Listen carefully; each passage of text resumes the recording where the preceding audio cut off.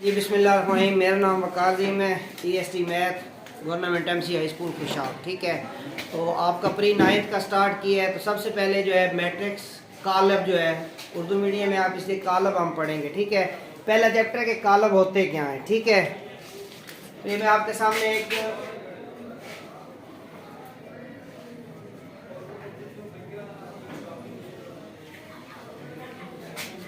मैंने आपके सामने एक बड़ी ब्रैकेट के अंदर कुछ अदाद लिखे हैं जो कि हकीकी अदाद हो सकते हैं। इनको एक आप स्क्वायर ब्रैकेट के अंदर इनक्लोज कर दें, बंद कर दें, तो ये क्या होता है, एक कालब होता है। ये ABCD कोई भी हकीकी अदद 1 2 3 -1 1/2 3 का जज़र बटा 2 भी हो सकते हैं। ठीक है, तो ये कालब हो गए। इस तरह हम कालब को लिखते हैं। ये कालब के क्या है, ये अरकान है। ठीक है, कालब को किसी भी अंग्रेजी के बड़े हरूफ से जाहिर किया जा सकता है। अंग्रेजी का कोई भी बड़ा हरूफ ABC बड़ा हरूफ से जाहिर कर सकते हैं, लेकिन जो कालब के अरकान है ये हमेशा छोटे ही होंगे। ठीक है, उसके बाद कालब जो होता है इसमें कतारें होती हैं और कालम होते हैं। दो चीजें होती हैं। कौन कौन सी चीजें होती हैं जी? कतारें होती हैं और कालम होते हैं। ठीक है जी, कतारें और कालम में क्या फर्क है? अब देखिए, ये दो तरह की है। आपको सामने मैट्रिक्स में दो तरह की नजर। मैं आपको ये समझाने के लिए लाइन लगा रहा हूँ। ये सबसे से मैंने लाइन लगाई, ये उफ़ की कतारें हैं। कौन सी है जी? उफ़ की लाइनें। ये कौन सी लाइनें हैं जी? उफ़ की लाइनें। जो उफ़ की लाइनें होती हैं कौन सी होती है? लेफ्ट से राइट की जानिब। ये देखिए ना, राइट टू लेफ्ट, ये लेफ्ट राइट, यानी कि जो ऐसे लाइनें होंगी ये उफ़ की लाइनें होंगी। और उफ़ की लाइनों को हम क्या कहेंगे जी? कतारें बोलेंगे। उफ़ की लाइनों को हम क्या बोलेंगे जी? कतारें बोलेंगे। और ये ऊपर से नीचे आए अगर ये ऐसे, ये कौन सी लाइनें हैं जी? अमूदी लाइनें। ये कौन सी लाइनें जी? अमूदी लाइनें। ये ऊपर से नीचे होती है। अमूदी लाइनों को हम क्या कहते हैं जी? कालम कहते हैं। ठीक है जी, इस बात की समझ आ गई है? एक मैट्रिक्स को हम ब्रैकेट के अंदर इनक्लोज करते हैं।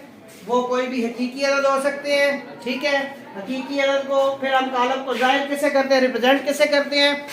बड़े ABC से, कैपिटल लेटर बड़ा ABC होगा। ठीक है, उसके बाद जो उसकी लाइनें होंगी ये हमारी क्या होंगी? दाएं से बाएं जानिब होती है। इसको हम क्या कहते हैं? कतारें बोलते हैं। ठीक है, और ऊपर से नीचे जो अमूदी लाइनें होती है इसको हम क्या पढ़ते हैं? कालम पढ़ते हैं। अब इसके बाद एक होता है जी कालम का मर्तबा। कालम का क्या होता है जी? मर्तबा। ये बड़ा इंपॉर्टेंट है जी। कालम का मर्तबा इम्तिहान में आ जाता है। आपको कालम दिया गया होता है, आपने उसका क्या लिखना होता है जी? मर्तबा लिखना होता है। इसका जो फार्मूला है, कालम का मर्तबा होता है जी कतारों की तादाद बाय कालमों की तादाद। कतारों की तादाद बाय कालमों की तादाद। इसको हमने ज़रब या क्रॉस नहीं पढ़ना, इसको हम पढ़ते हैं बाय, बाय। या हम इस तरह भी लिख सकते हैं जी कतारों की तादाद बाय, कतारों की तादाद बाय कालमों की तादाद। अब जो हमारी कतारों की तादाद है, उफ़ की लाइनें होंगी।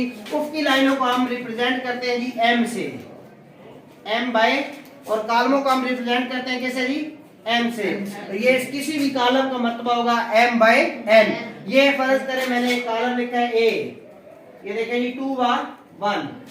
ठीक है जी, इसका आपसे कहें कि इसका आप मर्तबा लिखें। क्या लिखें जी? मर्तबा। इंग्लिश में कहते हैं ऑर्डर ऑफ मैट्रिक्स। ठीक है, ऑर्डर ऑफ मैट्रिक्स या मर्तबा लिखें। तो इसमें अब कतारें कितनी है जी? शाबाश।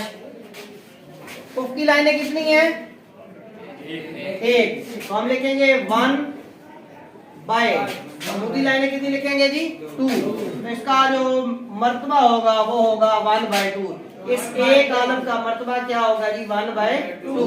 ठीक है जी, 1 बाय 2 भी लिख सकते हैं और 1 बाय 2 ऐसे भी रिप्रेजेंट कर सकते हैं। दोनों तरह से ये ठीक होगा। अगर ये 1 बाय 2 लिखेंगे तो इसको मल्टीप्लाई नहीं करेंगे। ठीक है, इसको मल्टीप्लाई नहीं करना। ठीक है जी।